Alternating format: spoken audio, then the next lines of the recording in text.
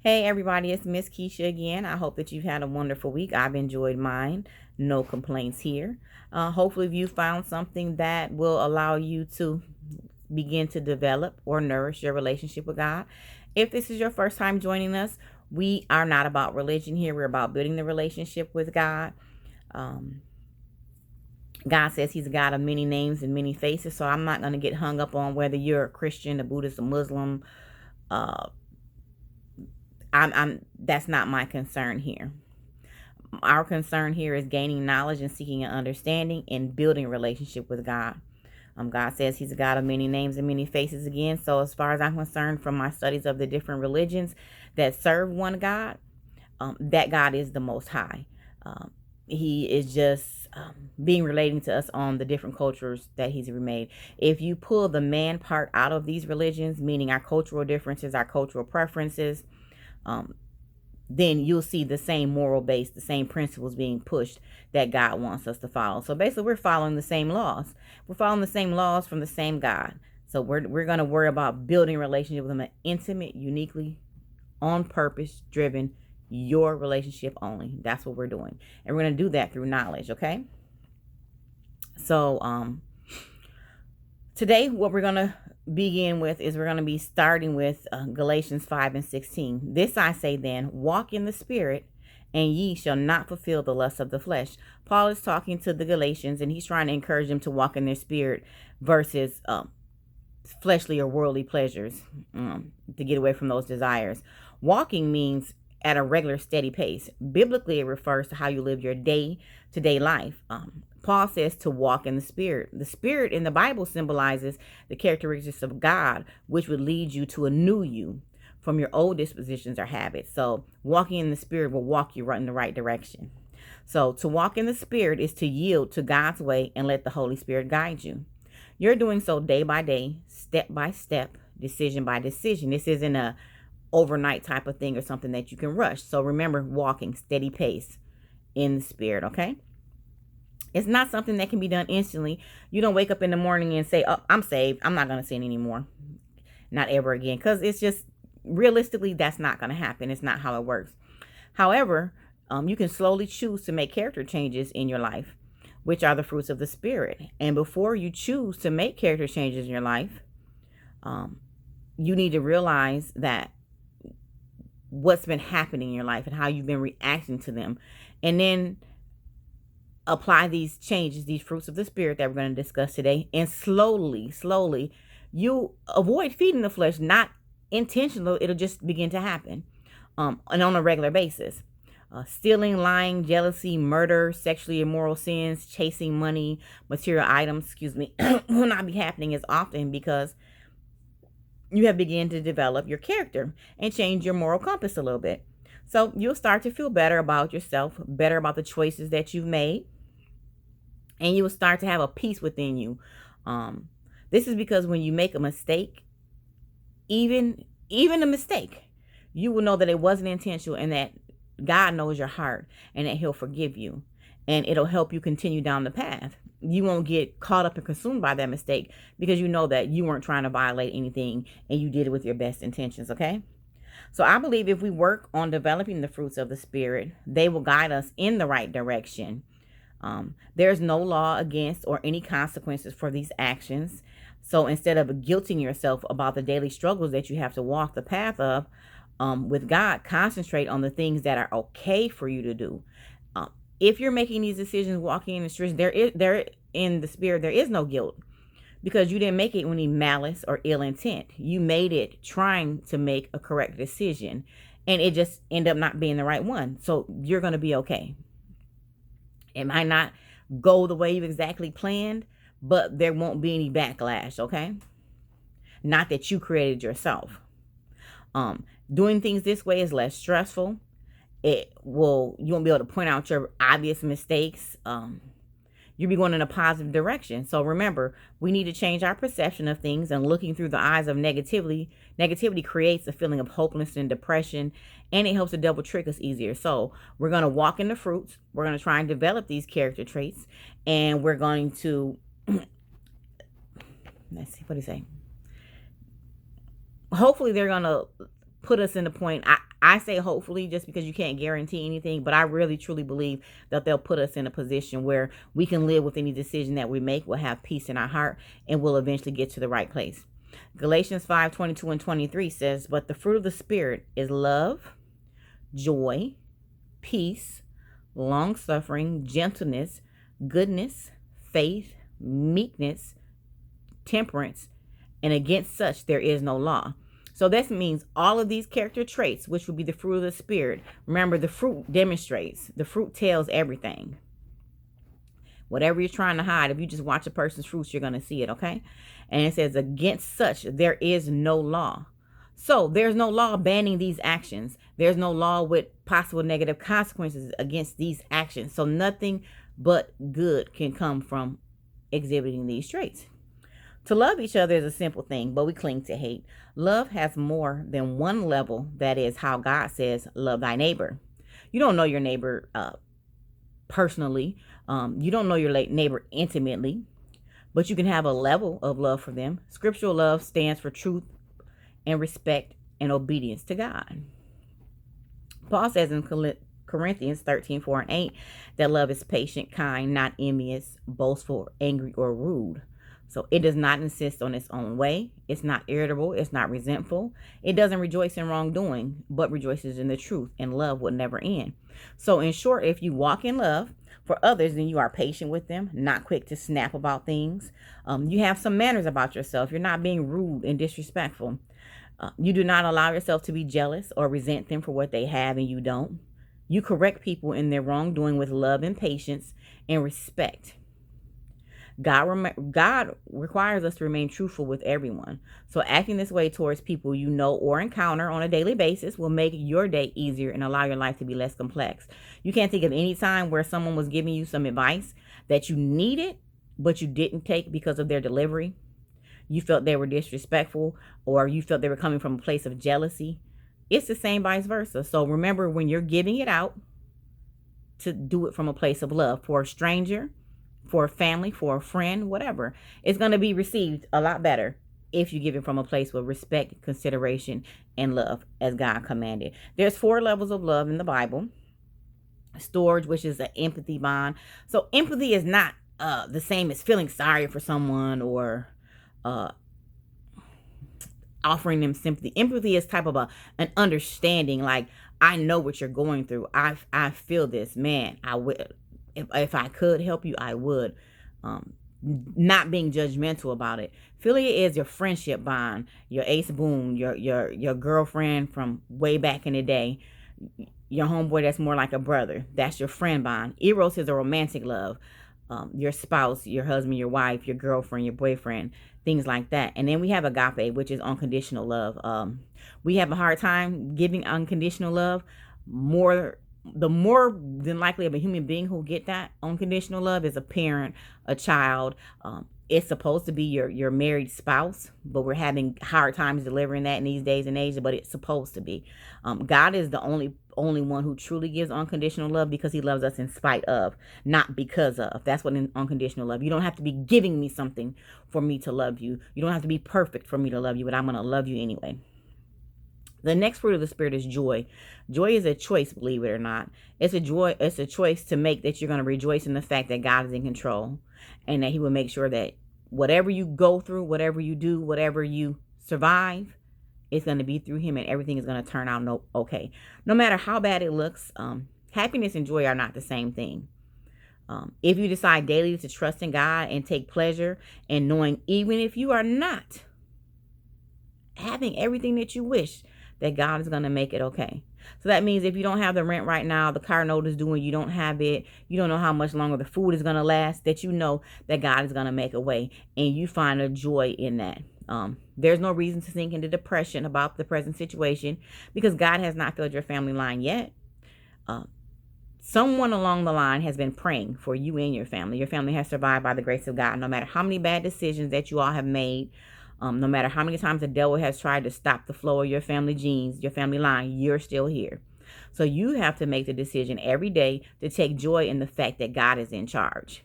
Okay? The next fruit of the Spirit is peace. Peace. Joy helps bring about peace to me, I think. So you've decided to trust in God completely, and you will slowly begin to have a comfort inside of you because you will no longer worry about the unknowns or about how something is going to negatively affect you. Let's see. You just trust that no matter what the circumstance, God has you. So you find a comfort in that's within here that nothing can take away.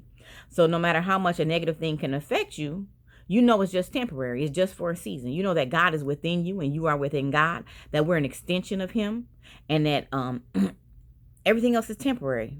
Everything else is temporary. And then although you are in the midst of a spiritual or a physical battle, you can be comforted by knowing that God is in control. You may lose the battle, but you're going to win the war because God is victorious and you will be too. He wants nothing but good for you. These losses will still be a gain for you. Once you realize this, you'll have peace. This is what peace means, that you know that even if you go through a loss, a trial, or tribulation, that you're going to gain some knowledge, or you're going to gain some strength, or you're going to gain a better opportunity. Who knows? But God knows. And the fact that you have chosen joy every day and believe with all your heart that God is in control, then you'll begin to have a peace within you that will stop your emotions from going on a rampage. A lot of us have been hungry, homeless, lost a loved one, unable to get ourselves out of sticky situations. And some of them you saw no way out, but you're still here. Some of us know we do not deserve to be walking this earth still. Let's be real about it. Some of you do not deserve the breath you're breathing at this moment from the decisions that you made in the past. But God saw through and he gave you grace. He's letting you have one more day to get it right. That grace, that's something to be joyful about. That evidence that you have right there is a peace, an everyday peace that you can remain confident in, that the outcome of not being alone because the Almighty is with you. So you can have peace within your heart because you're not alone and the victor is on your side. He's within you. So don't let anything weigh you down. Long suffering is a very tricky one and very challenging because it involves how you handle the things that happen to you that are negative in a long-term point of view. It means to patiently endure the offense or hardship. I would say instead of looking for a quick way or a shortcut or a way to avoid the situation, to be patient as it sees its way to the end. Excuse me. Accept that you may have to go through this trial or hard time. That it may be, or whether it's your life's choices, whether it's something that's out of your control, or whether the devil has done it. Try and learn what you can. Try and see what you need to change or develop, or what you need to work on instead of trying to avoid it. Do not get angry. Just line up your actions with God's words and see what is the outcome. Some people do not have both parents or any parents. Maybe God just wanted you to rely fully on him for the work that he has in store for you down the line. You never know. You just have to trust it. You have to be willing to go through that long struggle with patience and acceptance and the ability to learn. Some people have chronic illnesses with no cure. They concentrate on being sick instead of making the best out of what they have. That's not long suffering. Some people have financial problems and get hung up on the quick money instead of learning to budget or looking for greater positive opportunities. If you walk patiently through these things, you will gain. Being mad, angry, or resentful won't help you. It won't make the situation any better. In most cases, it'll make it worse. Your mood is bad. You make people around you uncomfortable. They don't want to be next to you. Then you get desperate and you start making dumb decisions. Desperation makes you do stupid things. I think Smokey Norfolk said that before, and I love that sermon when he did that. But it's the truth. When you become desperate, you start to do the dumbest things and make the worst decisions, looking for a quick fix or make a situation worse. You find out you're sick, but you refuse treatment just because it can't be cured. You're not taking your medications regularly. You're making your body strain. That doesn't make any sense. Or you go get a payday loan because you need this money right now. And the next thing you know, your whole check is being garnished, or you're being sued because you couldn't pay it, and you end up owing more money instead of just being patiently and waiting on whatever you were going to lose. Maybe it's not as bad as you think. Doors open all the time. You decide to step into the streets and do a little of this, a little of that, because, you got a few days left to pay that rent or to get something taken care of and your family's dependent on you. Well, guess what? Now your family's alone for 5 to 15 years. That wasn't very smart, was it?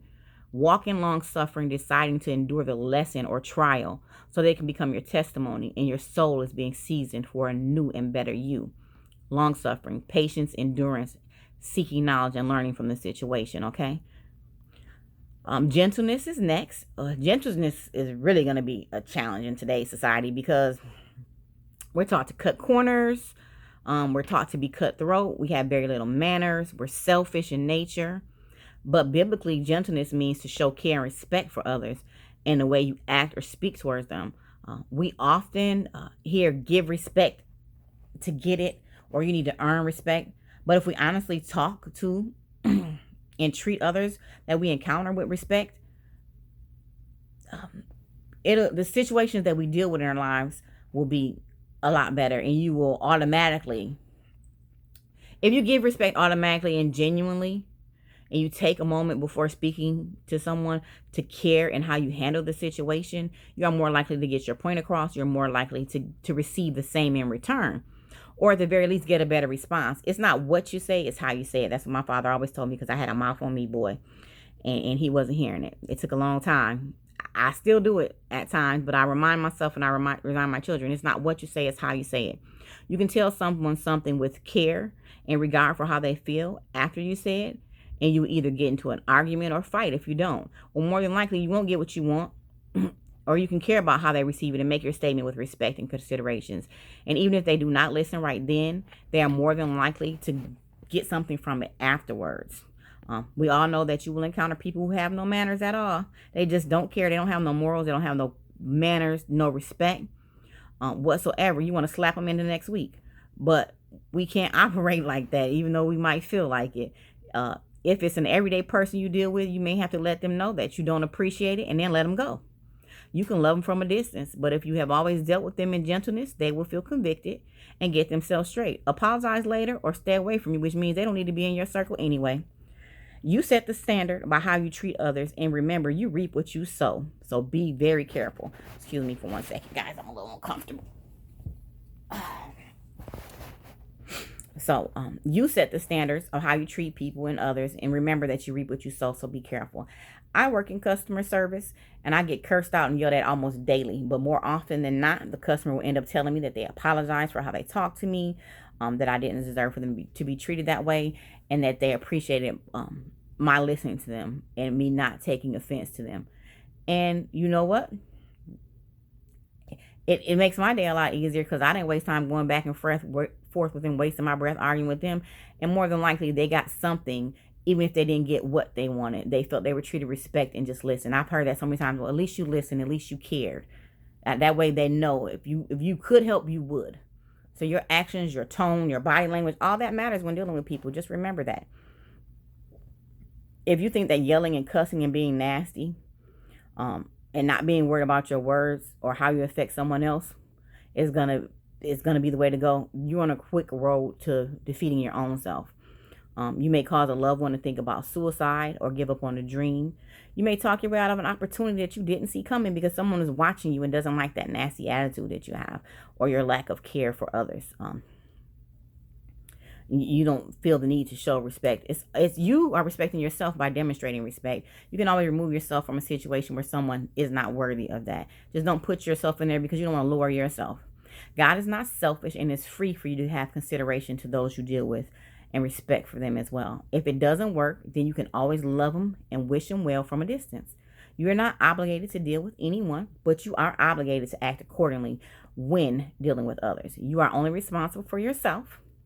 So be gentle with those you encounter, or with those that you know and love, respecting them in your actions and your words, and caring about how it's received so that it can go a little bit further. Goodness was a little bit hard for me to try and explain at first, but now I think I get it. So goodness is biblically a virtue. It's doing a virtue. It's doing the right thing. Excuse me for stuttering in a righteous way. So goodness means that you're doing the right thing in a righteous way. I want to say that again because I stuttered so much. Doing what's right. Goodness biblically can take up your daily decisions. Right and wrong. It's just that. It's not an opinion. It's not a fact. It's not something that can be negated. It's either right or it's wrong, period. There may be more than one right answer, as an option that you choose, but it's still not wrong. And one of those right answers may not be the best one for that situation, but the fact that you try to stay on the right path will give you a better outcome, okay?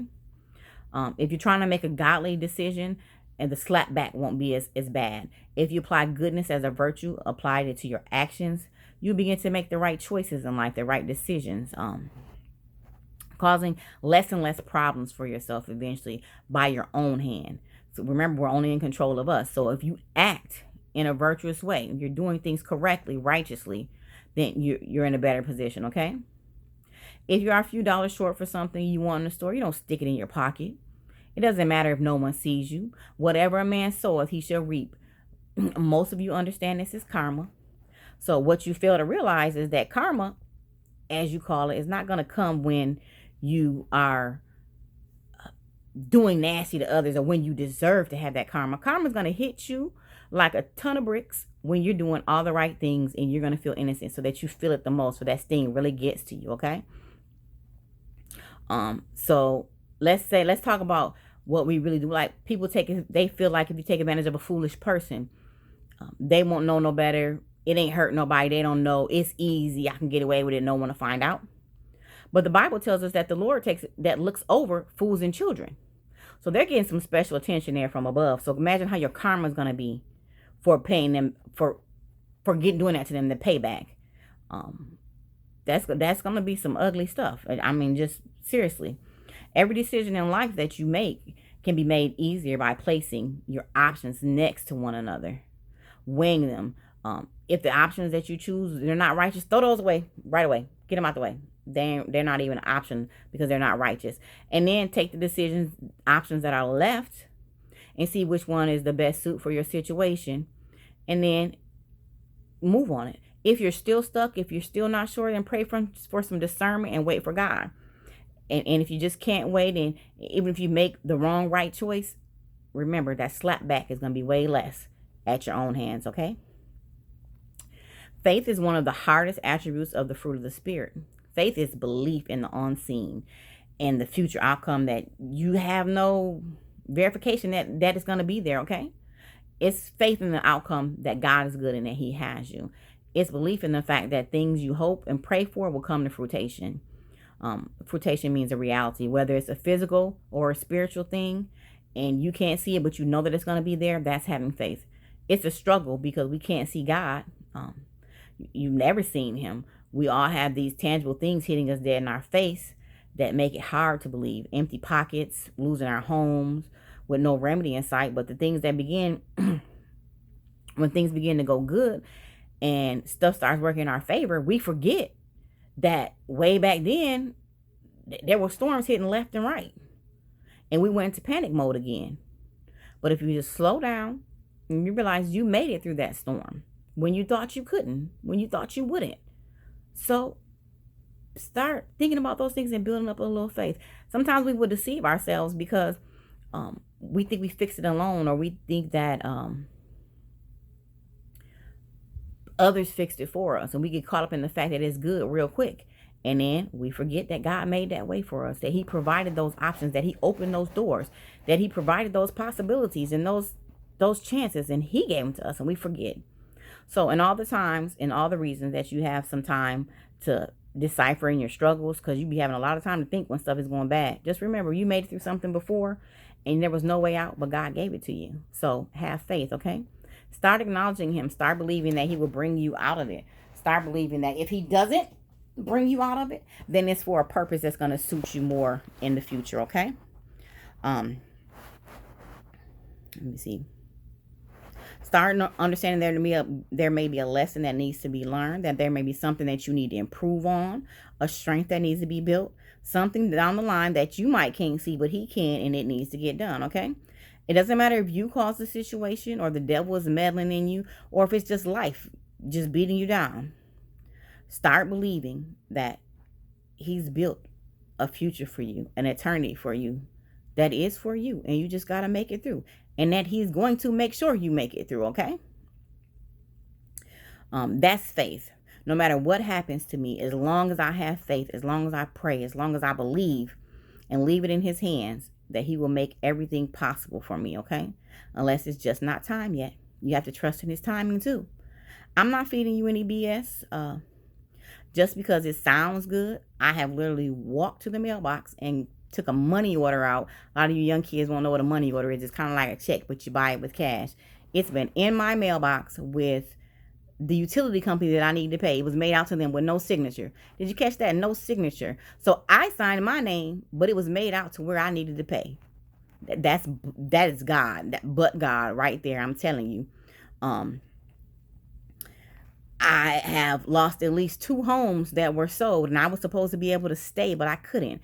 Me, my husband, and our 6 children had to leave with no notice. Instead of going to a shelter, we were able to go to a hotel, and not one where you wouldn't want your children to be. We were able to feed all of them. We were able to get to work and get to school and do everything that we needed to do before we went to that. God made that happen for us.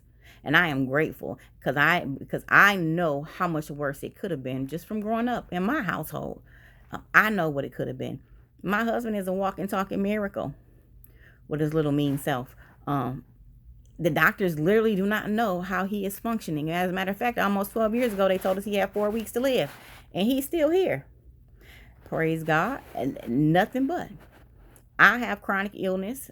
Most people my age who has these problems are in a wheelchair or are paralyzed, can't feel anything. And here I am. I use a walker sometimes. I use a cane more often than not, but I still have feeling. I'm not paralyzed. I can still get up and go every day. And I'm grateful for that pain, ironically, because I know that I could be sitting in the next man's position, not feeling anything at all. I have faith that he's going to carry me through it. My doctor had gave me some medication, I think 4 years ago, when she first told me that I might not be able to make it. And she said, this is a trial medication. I don't know if it's going to work. It's going to take 6 months. When I tell you, in weeks, I had a problem, a really bad problem where I shook 24/7. I wasn't shaking anymore, and it was working. And I could do nothing but thank God for it, because it was him, but God, and that's faith. And I operate every day like that, knowing that whatever he brings to me or to us, that it's in his master plan, and I don't need to worry about it. And when I get myself all stressed out and going crazy like the rest of us do, I ground myself. I get my Bible. I listen to some church music. There's a lot of options, guys. He has the knowledge. He doesn't have to grant you everything. You just need to trust in him, okay? Don't deny him. He's not going to hurt you. In the long run, everything that he's going to do is going to be good for you. And he loves you so much that even what you cause, he'll make that good for you too. Just have faith, okay? The next fruit is meekness.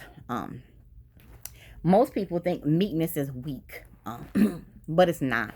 Meekness means to be humble, not boastful, not arrogant, to be strong, confident, to never forget that God is the center of all things, not to think that you're better than the next man at all, but hold yourself to a higher accountability than the next one does.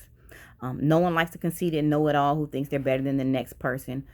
They're not easily provoked. They submit to God. That's what a meek person does. They are teachable. They are bold. They are strong. They are courageous. And at the same time, they're forgiving. And they know where their strength comes from.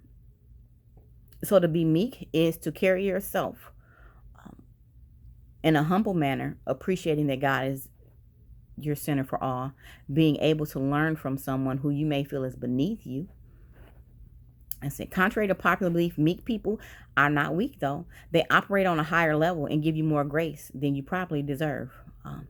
They know better than to think they are better than the next, and hold themselves to a higher accountability, like I said earlier, than the world does, because they trust in who has their back, and they are not threatened by you. The funniest thing to me is when a meek person is pushed too far and their grace has run out. So they deal with you accordingly. They love and pray from you for a distance. And then that same person that's been attacking them or taking advantage of them or treating them like they were an idiot wants to become the victim at this point. And they're telling everyone how they were being mistreated or how that person changed. They didn't change, honey. They put you right on out of their circle where you belong because you kept trying to take advantage and you're not learning. Okay? Remember that the next time you're playing with one of God's meek children. Too close for comfort, because grace does run out. And it's happened so smoothly because it's done in love that you can't help but feel convicted by your actions, even though you're telling everyone else something else. So tread lightly, guys, okay?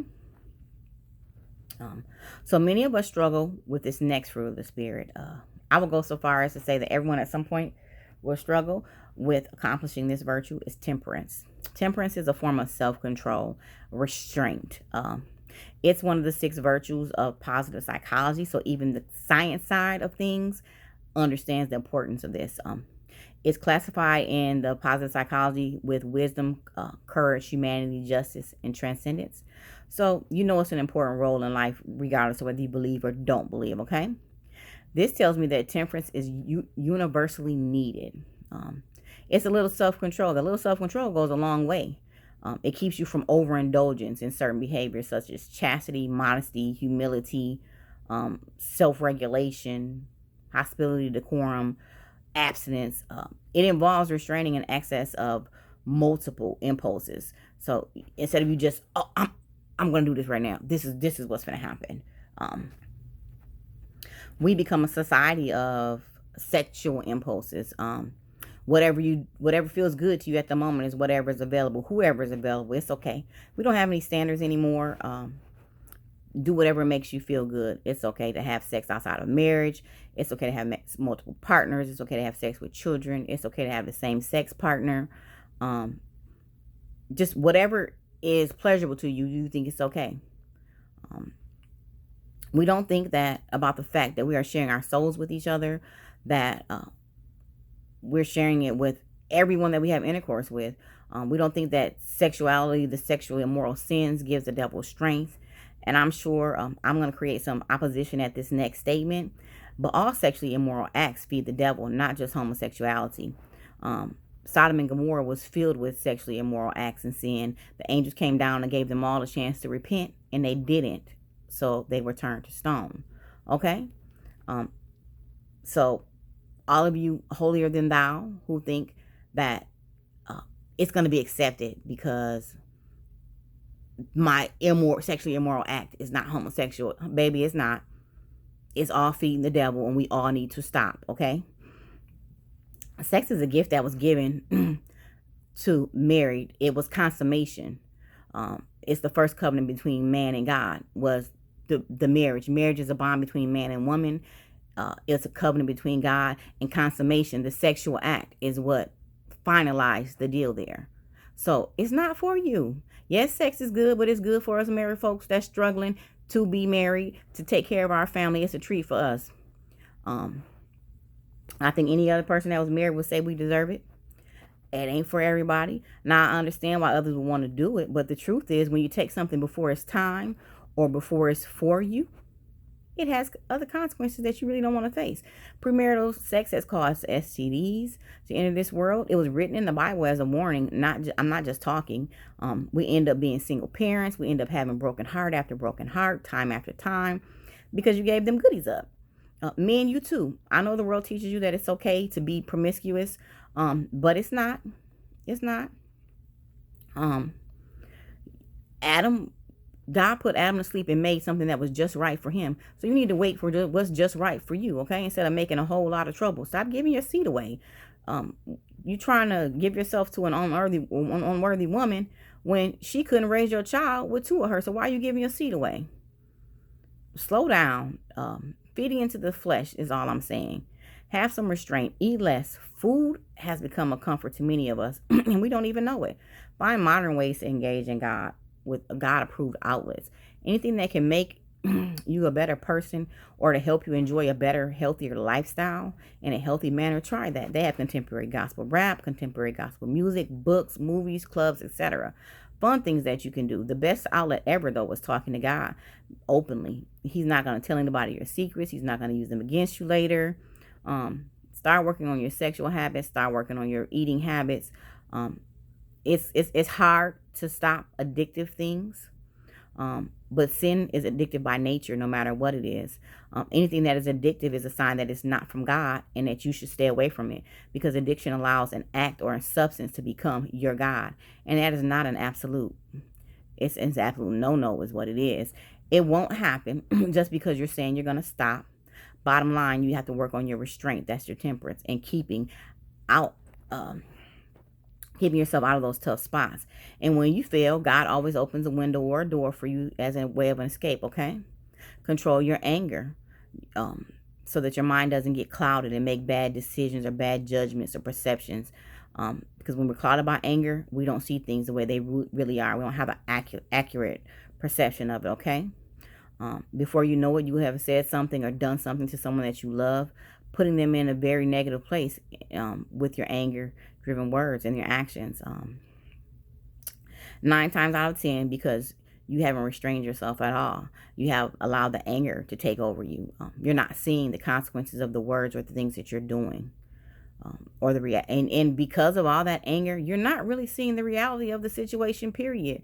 So the way that you're reacting to that person or those people is inappropriate. So don't let anger take over you. Get some self-control about yourself, okay? Start practicing temperance. Remember, it's self-control over your action and your words, and this will benefit you even if you are not a believer, because we can all make situations better with a little self-restraint for our behavior. Today, I want to encourage you to walk in the Spirit and walk slowly, developing the fruits of the Spirit to improve your life and give you some things to work on. Developing fruits of the Spirit to improve your life and give you some things to work on. I'm sorry, guys, that have positive outcomes only. You do not have enough in your life that you can't do this. Doing this would only benefit you. It'll only add to you, not take away from it, okay? You don't have to be a believer to practice these things. I guarantee you that if you apply them daily and walk the journey, remember, this means a steady, constant pace. And it's not a race. Every day you can improve just a little. You don't have to worry about negative consequences from practicing these habits, because there are none. There is no law against them, remember. The worst case scenario, you become a better person. You deal with life choices, hiccups a little better, and life happens to everyone, whether you believe in God or not. So how can this hurt you? It can't. These are tools that can be used by you to make your everyday life a better progress. If you're not sure if you believe in God, if you're upset with God, if you're just learning to have a relationship with Him, or if you're just wanting to find out what is so good about believing in God that people are trying to do it, apply these fruits of the Spirit. Be kind, be respectful, have faith, take joy in knowing that you will survive it. Have peace, knowing that you will survive the past and you will survive the future, because God is in control. Someone mightier than you is watching you, okay? Love one another, respect one another. Take care to decide to watch your words and watch your actions with your interactions with each other. And I guarantee you that each situation that you face, whether you caused it, the devil caused it, or it's just life throwing a fastball at you, you will be okay. Learning to cultivate these character traits will improve your daily outcome. It will improve your spirit. It'll make you feel better. So, in closing, I hope everyone has a blessed week. I hope everyone turns somewhere in the Bible and finds something that leads them to what they're looking for. And I hope that you find the peace in you to know that it is going to be okay. And God, no matter what His name is in your religion, has you, and He does not want you to fail. You woke up today, that's proof of it. And tomorrow when you wake up, remember that smile. Thank God